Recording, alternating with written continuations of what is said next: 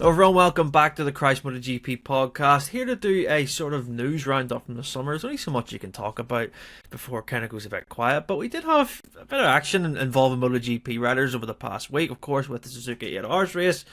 We'll talk about the 2026 calendar, potential ownership changes in MotoGP too, with a certain recognisable face from F1 coming into the paddock, and also, things about Yamaha's V4 as well, and when we think that will be on track. Joined, of course, by Pete McLaren and Lewis Duncan as ever. Pete, we'll start off with Suzuka. I mean, Honda winning at Suzuka's, it's not a surprise, but it's nice to see when MotoGP riders do it and they are successful at it. Of course, you can go back as far as the 90s. You go back and look at Gardner and Doohan and stuff winning it, and then you go into the Rossi, Edwards, Kato sort of era, and Toru Kawa was always winning races at Suzuka when he was in MotoGP as well. It's good to see Johann Zarco making a double. And for Honda, it's a big deal. Obviously, it's probably, not saying it's the biggest thing on their calendar, but it's probably in the top three in terms of priority. How big do you think it is for Zarco's, not credence in Honda, because I imagine it's quite big already, but they would really appreciate the efforts that he's went through, taking off his summer break essentially to help them out and win this for the brand at such an iconic venue. Exactly, yeah, it'll mean a lot, won't it? And especially having done it as a part of a two-rider team, wasn't it, in the end? I mean, that's some sort of achievement. There would have been a lot of pressure on Zarco coming in. Yeah, he's done it before, but of course he won last year, so there would have been a lot more expectation this year because he won it as a rookie last year, part of the winning team. This year with Takahashi again, just those two guys, so 4 hours each. I mean, it's not the same thing, but obviously a MotoGP race is less than an hour, so you're doing 4 times that distance. Yes, it's not the intensity, but you've got back markers, you've got riding at night with the headlights, all that to deal with, and of course the incredible heat.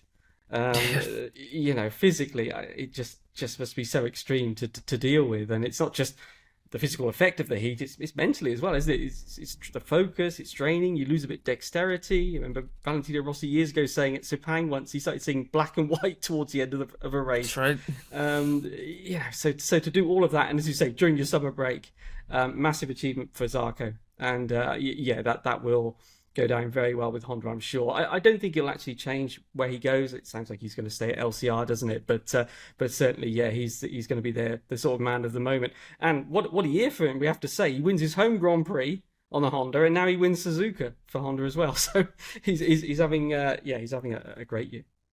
Yeah, spot on. Lewis, what do you think it does for obviously his contract in terms of the next? I don't know. Is it going to be a year deal? Is it going to be a 2-year deal? But Honda are going to value him a lot, and I imagine it helps with him and his side. You can be like, well, you can add an extra 0 to that because did help out with Suzuka sort of thing. It's really valued, isn't it, for manufacturers like Honda? Yeah, a manufacturer like Honda will put a lot of credence on a result like this, and the effort that a rider like Zarco will put in. I don't think, like Pete says, I don't think it'll change much in terms of the destiny of Zarco's future. I think if a deal hasn't already been signed, then it will be very imminently. I can't imagine it not being, at least a 2-year contract, if not a 2+1, to kind of keep him, within the kind of contract cycle for the manufacturers. I think we've seen the job he's done in MotoGP with that bike since he's come to Honda last year. He's been easily the best rider of that manufacturer. He's been the one consistently, since really the second half of last year, getting the best results for Honda. Obviously a Grand Prix winner again for Honda. These are, I think Suzuka has just been kind of the cherry on top, really. I don't think this has necessarily been, I don't think it'll be viewed as pushing the needle one way or the other for Zarco in terms of where he stands within Honda. I think there's obviously a massive amount of respect there for him, and I think the fact that throughout this entire contract saga at Honda, with what's going to happen with the factory seat, with Pedro Acosta links, and then laterally Jorge Martin, I think the fact that at no point has it ever been suggested that Zarco will lose out in any way, shape or form, I think kind of said a lot about where he fits into the Honda kind of ecosystem. So yeah, I think it might end up just being like you say, Jordan, maybe an extra extra couple of euros onto his contract for a Suzuka win. But yeah, I mean, it just really, I think, strengthened. I think it gives, you can go back and give even more, kind of kudos to Honda for making that decision to put a contract in front of him in the first place, and full credit to him as well for taking that challenge, stepping away from the best bike on the grid to go to what was the worst bike, and really do something with it. So yeah, I think we're really seeing a real kind of twilight sort of resurgence in some ways for Zarco. In many ways, Zarco's career's kind of gone a little bit like Cal Crutchlow's, in that Cal got really good the older he got, and I think we're seeing that with Zarco as well. So, it's nice to see those kind of long time Grand Prix riders have that kind of moment in the sun much later into the career and be, if anything, even more valued and relevant now than they've ever been.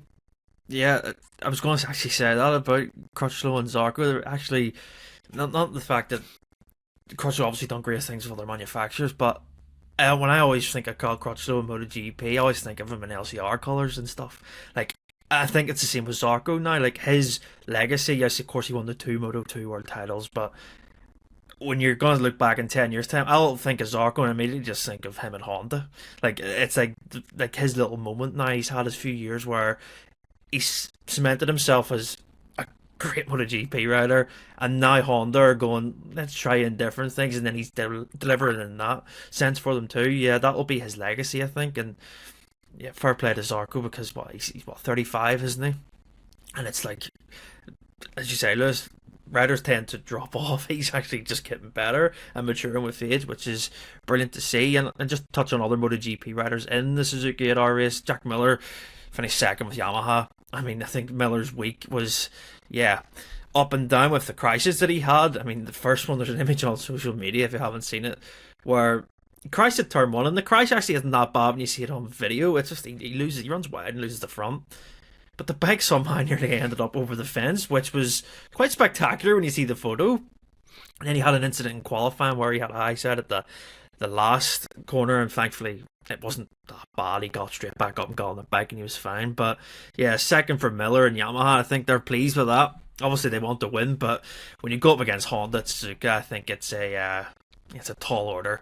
And as Pete says, to win it with 2 riders like Honda did, with all the drama with Xavi Vierge and his, I don't know exactly what it is. I imagine it's something to do with a visa or something like that. For Honda to pull out the bag and to make it look comfortable the way they did, despite the 2 safety cars, really impressive stuff. I hope to see more MotoGP riders there next year, because the event is spectacular. So it is, when you see just the atmosphere of the fans, and yeah, a lot of riders don't want to give up their summer breaks, but I'd love to see Ducati go for a full factory effort. That'd be something. I think Pecco Bagnaia wants that too, so keep an eye on that. And yeah, next topic I want to talk about is the 2026 calendar. Didn't get round to it last week, and there's plenty of not changes. It's just there's a few changes with dates and stuff. Pete, what do you think is the biggest standout from that calendar in terms of, I don't know, a location or when things are? It's fairly packed, isn't it? Yeah, definitely. Yeah, it's not getting any shorter, is it? But I suppose the obvious one that jumps out early on is the new round in Brazil. We're going back to Brazil. That'll be good to have a second event in South America. Although, of course, we lose Argentina, so actually, yeah, it's 1-for-1, really, isn't it? Second event in America with Cota. So yeah, that'll be a big one. You got Diogo Moreira, who's the rising star, Frankie Morbidelli, the established star. Looks like they'll, Frankie we presume is staying. Certainly, VR46 seem to intent on keeping him. After the Acosta rumours have sort of gone quiet, so he'll be a real hero there. Got a great reception, I think, when they went for the sort of the ride around, didn't they? And bit of a look at the track. So yeah, it'd be great for them to have a front running rider on the grid in Frankie. Otherwise the calendar pretty much as we're used to, isn't it? 22 rounds, which is sort of the limit at the moment. We'll see if that changes in future, but that's the agreed limit on the number of rounds. And this sort of double format that we're sort of used to now, isn't it? With back-to-backs rather than triple headers. Yeah, looks like it's going to continue. But I think I don't know. I don't know what you guys think about the doubles rather than triples. We're in the sort of middle of it now, aren't we? From now on until the end of the year, it's all doubles. Does the second event of the doubles sort of carry more weight than the first because you get the weekend off afterwards? How does it affect things in terms of injuries? Yeah. You could sort of you can weigh it up either way, can't you? It's I don't know, if you get injured at the start of obviously a triple header, that's worse than being injured ahead of a double. But yeah, it's the way the season looks now. MotoGP made this decision to cut down on testing, go for more races a while back now, and this is sort of just a continuation of that, I think, which makes sense. People don't get paid to go testing, as they say, so they've taken out the tests, cut them down to the bare minimum, really. Let's be honest, and we get a lot more races instead. And let's face it, if we go down more the route towards Formula One, which is what people are waiting for, the Formula One influence, aren't they, with Liberty coming in, then we're expecting new markets to sort of open up. Will we eventually get a second race in America? That kind of thing. But certainly it's too early to think about that now, isn't it? That will come later, probably 27 onwards. We'll see any drastic changes to the calendar, I think. Yeah, and just to go through some of the key changes, Pete says second round is in Brazil, so that's the 20th of March to the 22nd of March. A few changes, just looking here. So Catalonia's back into May, sort of, actually earlier in May, because it used to be at the end of May usually. It's moved from September to May, and that has moved, I think, where am I looking? September. Austria's gone to September, so it's later. It's the last round, essentially, before the flyaways next year. Silverstone's back to the August slot. June, we've got Hungary, Czech Republic, so Brno's moved forward, and then Assen, and then Germany will end the summer break. We'll start the summer break, sorry. Yeah, it's a pretty, I mean, look at the venues, it's pretty stacked in terms of the continents you're getting to. In terms of Thailand and stuff, I'm pretty surprised that's stayed as the opener, but they must have think that was it a deal that they'd signed to make it a 2-year thing, or yeah, it seems to be good that's kept there anyway, because people complain that they're in Europe, they have to wake up early, but MotoGP's on, I think, start of the year, you will make effort to watch it, and fans always will get around to watching the highlights in the afternoon anyway. In terms of looking at the calendar, Lewis, last week there was a bit of talk around the F1 sort of MotoGP merge event. When could that happen? I'm not saying it's going to happen next year or if it's ever going to happen, but if you looked at the calendar now and picked a circuit, what do you think would be the best venue to actually do this F1 MotoGP staged event that's been talked about now for a number of years? Yeah, I mean, just going back to the kind of the Liberty influence, the fact we have a calendar now, I think it's great. We think back to years where we've gone September, October, not had a calendar, so there's been a change there. This sort of F1 joint MotoGP thing's been. I mean, it's talked about even before the merger with Liberty Media. Like, it is, it's something that's constantly been talked about, and I think Dorna have evaluated it on a kind of semi-serious kind of basis. They've at least looked at what some of the logistics would be like, and I think the fact that it hasn't happened yet is probably a reasonable enough indicator that it won't ever happen. I think Liberty will definitely try and seriously evaluate it and see, can we make it work, can we do it? But, there are tens and tens and tens, and just pile up a list of problems that they would have to surmount that really would, any one of them, kind of end any hope of it. One of them being there really aren't many venues that can accommodate both, because you're not just talking about a circuit that's safe enough, because Formula One and MotoGP have quite different safety needs, so you need a circuit that can accommodate both. You also need a circuit that can accommodate two massive and complex championships. This is MotoGP, we've got 22 riders, it's 2 bikes per rider, so that's a big effort. We see that every weekend. Formula One, of course, 20 cars, that's a big effort. And usually on a Grand Prix weekend for both championships, you've got Sports Series. So in Formula 1, you've got F2, you've got F3, Porsche Super Cup. There's usually sometimes some sort of regional thing as well. MotoGP is very much the same. Moto2, Moto3, Rookies Cup or a Talent Cup or, whatever. So that's another headache. How do you accommodate all of those? I don't think you could.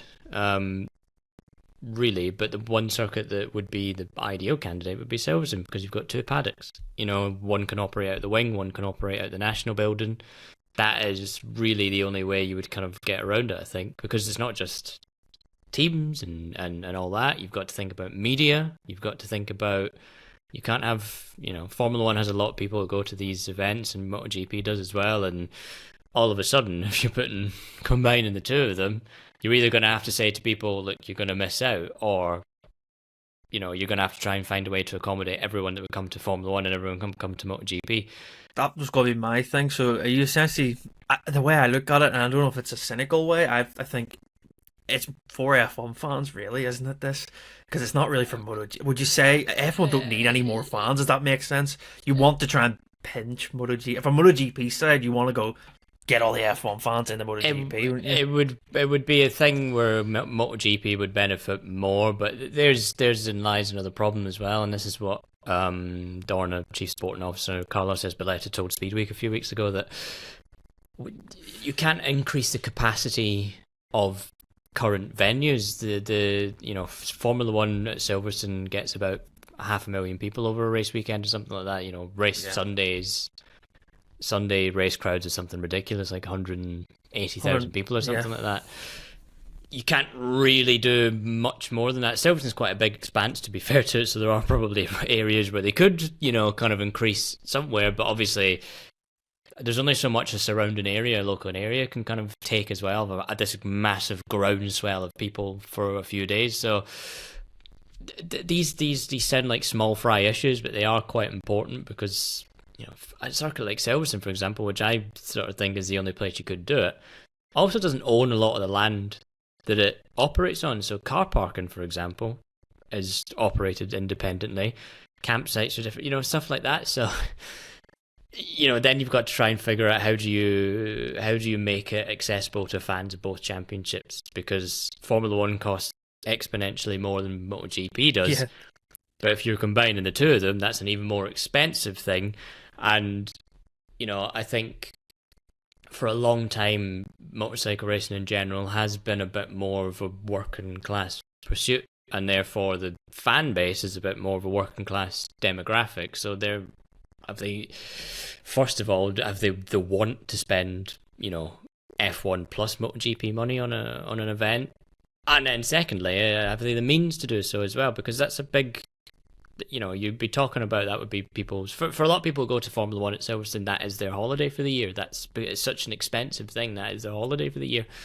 So, how would you work that out? How would you work out the television? Because, different broadcasters, but also, different, championship broadcasters as well. Like, the very fundamental cameras, all the rest of it, microphones.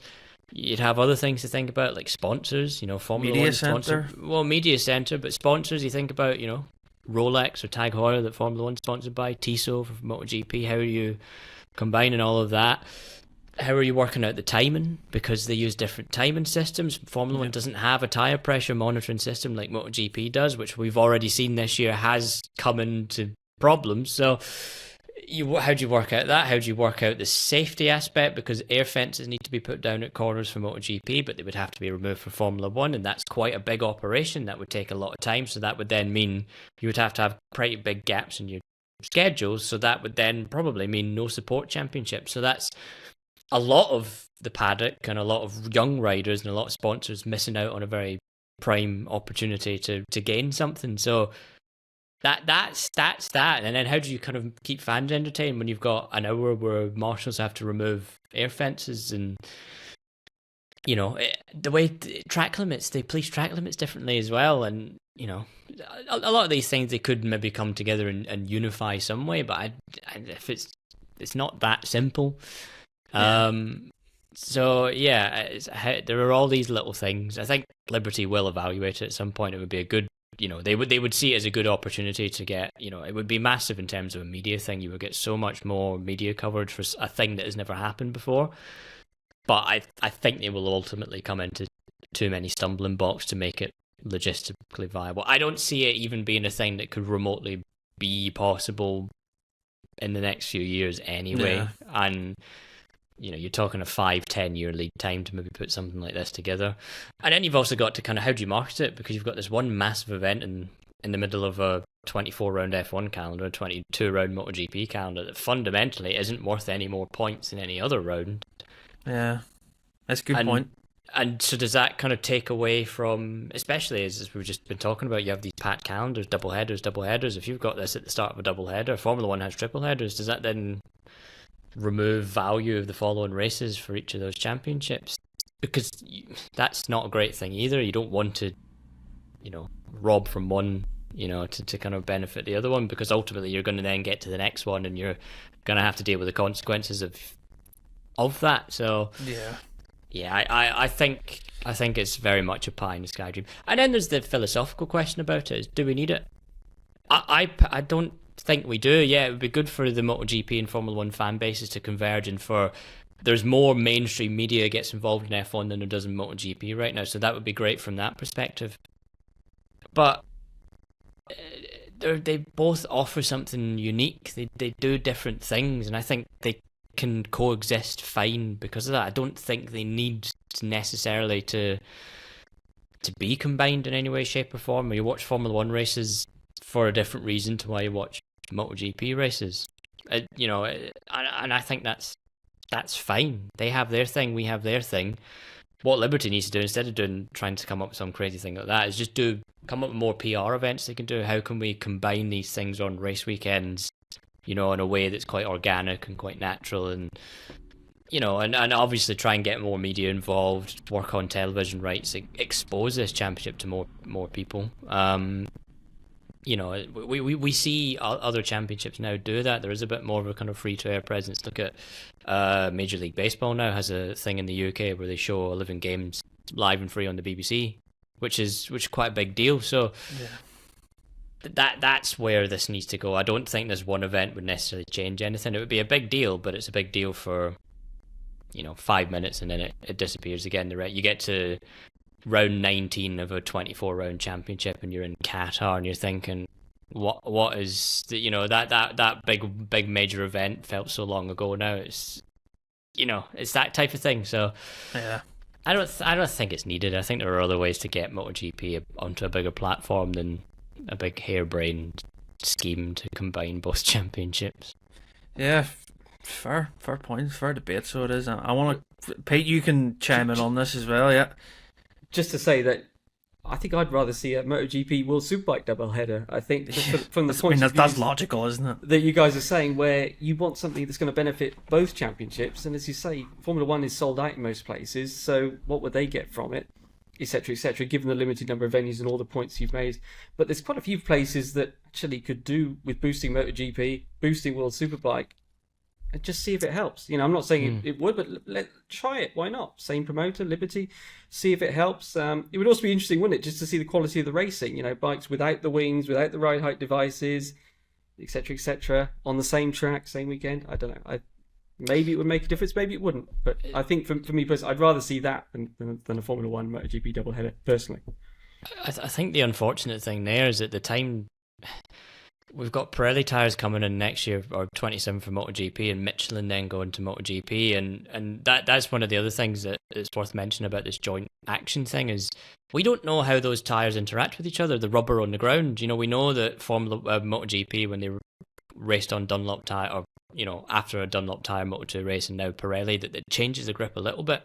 So how does that problem kind of intensify, which is the other thing. I think also from just on the a World Superbike specific thing, I think the fact that the bikes are too similar, I don't know if that necessarily benefits either, and also the fact that World Superbikes is losing its biggest asset to MotoGP next year. It's kind of, assume that happens for the next few years and Top Rack's here to stay in MotoGP, then you've got a championship that used to be quite exciting because you had Top Rack and Bulega fighting each and whatever. Now you've just got, the main draw for World Superbikes is on the other team now. So I think maybe instead of that, maybe they need to look at how do we get MotoGP wildcards back into World Superbikes? How do we work that one out? Because we've seen it before. I mean, people still talk about when Simoncelli did it. Yeah, went to Imola. He was still a 250 rider, but imagine getting, just for talk's sake, imagine getting Mark on one of the factory Ducatis for a weekend somewhere that they give him some test time to get used to the tire, and then away he goes. Like. I know it's quite a big risk, and it's harder to do now because the calendars for MotoGP anyway are so big. But maybe getting that and trying to, again, kind of open those things. Think back to when Bayliss came in Valencia in 2006, and won straight away. I think it's harder to do now because the bikes have differed so much. 15 years ago, the bikes were a bit more similar to superbikes, so it was a bit more transferable. Now it's a lot harder, but I think that would be the way to go. Is how do we give these riders in both championships an ability to cross over, kind of, and sample each other's championships, and bring more interest into them that way. Yeah, but I mean, Pete's point about the World Superbike crossover at Silverstone this year, I said to our colleague Alex, I said, imagine World Superbike was here on the weekend of MotoGP as well. I know it was like we talked about the issues there and track rubber and all that stuff, but I was like, just try it out. But you had the super stocks that were there for the British super stocks, and it's like, can you imagine the value you'd have turning up to see Top Rack and stuff, and then you go watch World Superbike whenever you wanted. In between, I don't know how you work it with support classes and stuff, but like just having the World Superbikes there would be a great chance for Silverstone just to be like, we've got both here, come and watch, because some people complain about it's not like Donington, it's not like this, but if they were both at the same circuit, you can guarantee those people complaining would go and watch because you want to see the best riders, and I think that's the key thing here. And just the final thing on the Liberty F1 MotoGP weekend, I would think they'd do it in America. Circuit of the Americas potentially, if it ever happened, but it's such a hard thing because that paddock, I don't know how capacity wise how much it holds, but it's a big facility, it's massive, and yeah, that would be, I think, to try and pinch the American market potentially, that would be a potential growth area. Do you not think so? I think the problem with that would be that the biggest interest that MotoGP has right now is from a European audience, and Austin is always a late television kind of time for here. That's right, yeah. If the Formula One race is on really late, the MotoGP race is on really late, you'd kind of be narrowing, I think, the window. I think MotoGP has a lot more to do to break the American market before, more than just adding a second race. I think there's, we have one American team right now, but it's, you wouldn't really know it was an American team if someone didn't tell you. Let's be real. Unless you were a diehard NASCAR fan or you were aware of NASCAR and knew what the trackhouse name was, you wouldn't know it was an American team. We've obviously not really got any American riders in the pipeline that are good enough to get to MotoGP.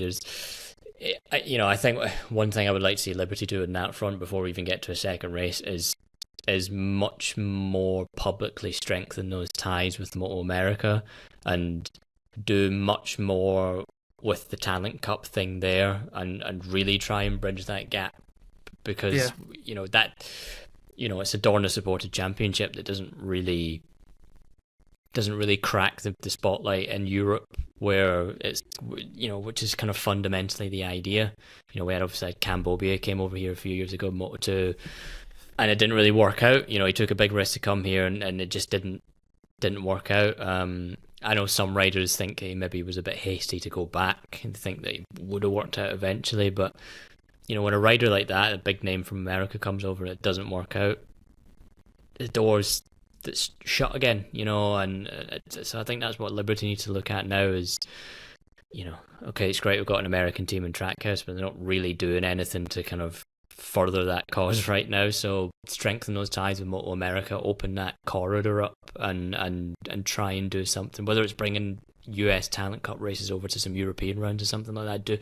Do something like that to generate that interest first, because the second race isn't going to do anything. The Austin race is not a well-attended event. I've been there before and people have asked me, what are you here for? And it's like, well, the circuit's just up the road. What do you mean, what am I here for? It's supposed to be a big event. That even in Austin, they don't really care. So let alone the rest of America. So that's step one. You can add as many American races as you want. Formula One did it because there was the interest. There isn't the interest for MotoGP right now, and that's not going to change until they really they give Americans a reason to be interested. It's true, yeah. Well, we can kind of cross this over. The last one I want to talk about, Guenther Steiner, who it looks like Pete is going to be a MotoGP team owner. I've seen him at Silverstone in the past 2 years, well, past year from 24 to 25. I've seen him in the paddock. I was like, why is he here? And then you see all the stories that come out. It looks like he's going to be taking over Tech 3.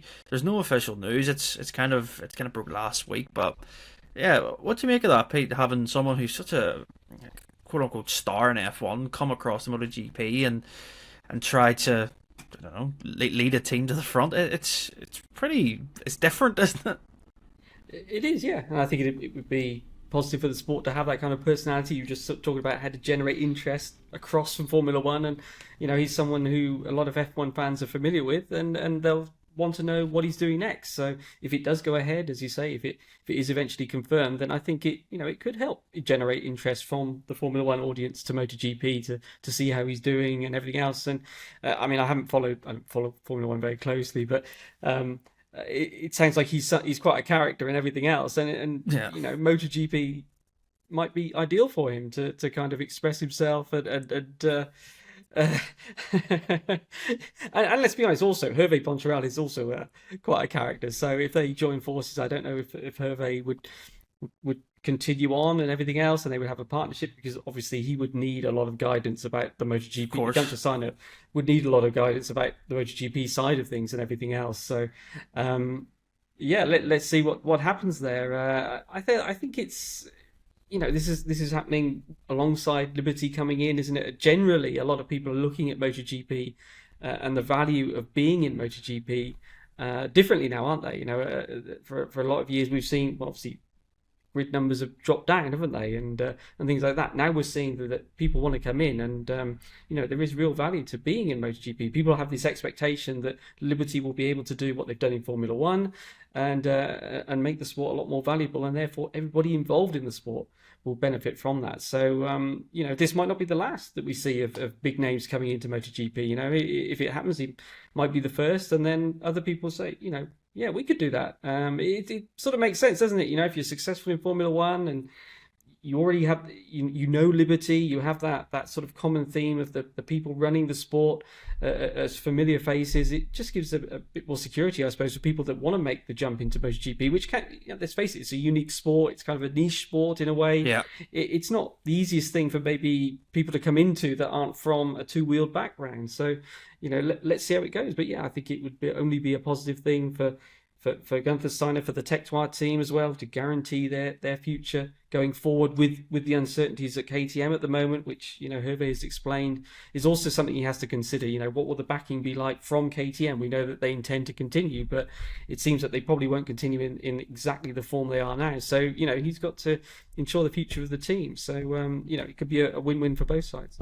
Yeah, Liz, what do you think of if Gunther came along into MotoGP? I think that the best team boss there is Massimo Rivola, and it's no surprise he comes from an F1 background. If people didn't know that, how he expresses himself and how he talks to the media, he's the best manager for that. And I think if you get people of a similar mold, where Guenther Steiner's very brash and he'll just say things, he's very if you've watched the Netflix stuff, you understand that he just doesn't give a shit, essentially. He'll just say things, obviously playing up to the camera, but he's strong in terms of a personality. He's been around for so many years in the F1 paddock, obviously not in there actively at the minute, but of course he still has ties to it.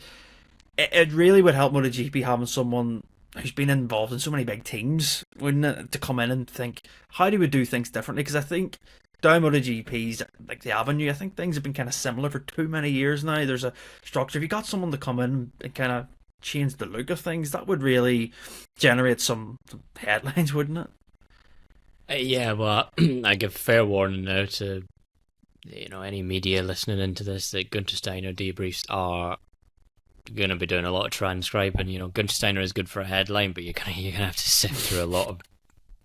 One of the things that's good about Guenther Steiner is he's big in the American market. The Americans love him. He's an American citizen, isn't he? Well, I'm not sure if he's an American citizen. I think he is. I think. I need to look at that, actually. Go ahead, I'll have a check here. But he's big in the American market. They like his character. He was one of the breakout stars of Drive to Survive. He was one of the kind of the non-driver stars to come out of that. Gunther as well, I think, he's got such a broad knowledge of the motorsport landscape. He's not just team boss in Formula One. He worked in WRC as well, so he knows a lot about it. He knows about other sports as well. He's very much had that kind of. He's been in touch with different markets over the years. I think he even used to play ice hockey as well. So I think he was a goalie at one. He was a goaltender. So he's got a very broad kind of knowledge of sport. As a whole, he obviously understands motorsport very well. Being involved with the Haas F1 team meant, that American market was very much kind of open to him. So these are all very valuable things that the Tech 3 team, initially will benefit from. Steiner being involved, first and foremost, will attract some bigger sponsorship names than Tech 3 have had, have had previously. And this is a team that was at one point sponsored by Monster Energy, of course, is Red Bull sponsorship on the bikes, but there will be more interest there, and I think Steiner will be used as a little bit of a as a kind of a yardstick for other prospective investors from the world of Formula One. How did it go? How easy was it? What value is there? What do you see in this? And he'll be quite a trusted sort of voice for a lot of, potentially interested people. We've obviously heard Lewis Hamilton's name linked to MotoGP teams a few times over the past year. Nothing that, was ever, we knew there was interest. There was never anything kind of concrete beyond that. So, there is definitely a shift, and I think Steiner is going to be good for a lot of that. I think Liberty will be wanting. I'm not necessarily saying Liberty have had a hand in this, but I think they will be wanting people that they know and they can trust to kind of start being those bridges.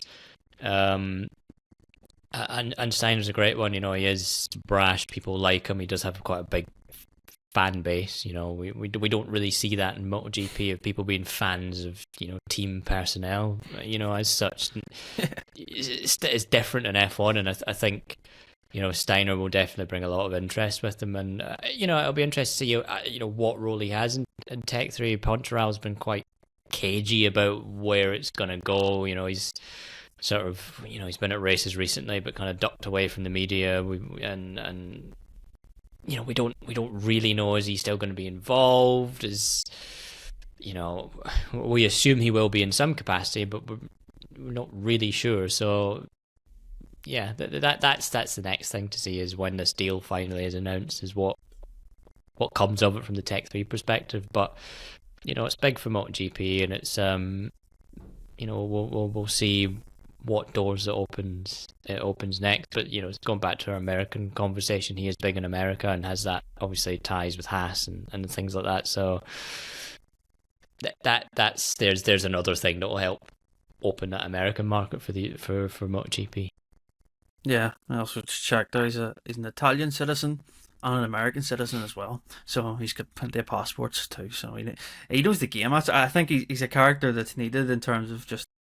If you're just on an off weekend where say something happens and you just think, what's he going to say about this? And then there you are, you have your headlines. In terms of a media perspective, I know what you mean, Lewis. He can go on, so he can. I've seen a few of the debriefs and stuff, yeah, but he's good for that sort of headline quote that you want. And I think that the more, like you said, about people being fans of team bosses, and I think it's strange that the comparison of F1, when I look at it, it's like everyone has like a fan base. Like currently in F1, James Vowles, the manager of Williams, is like a massive fan base, and it's like, because he gets it. And I think portraying the characters behind the drivers is what F1 have done so well, and I think that MotoGP can do that, because we do have characters. I mean Davide Tardotti's like always on camera, and you always see funny things about him, but I don't know if it's just because how things are promoted and how things are shown.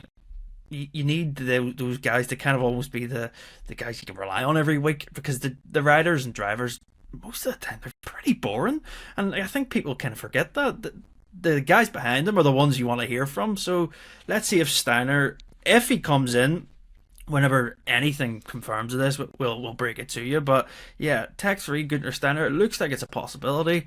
And yeah, I think we'll end it there, gents. It's been, yeah, we've covered a lot there, especially for a summer break. There's been a few good talking points, but yeah, next week we'll be back. Preview for the Austrian Grand Prix. It came around pretty fast, and yeah, if you enjoyed this episode, make sure to like, subscribe if you're watching on YouTube. Let us know your thoughts, what you think of Guenther Steiner's news.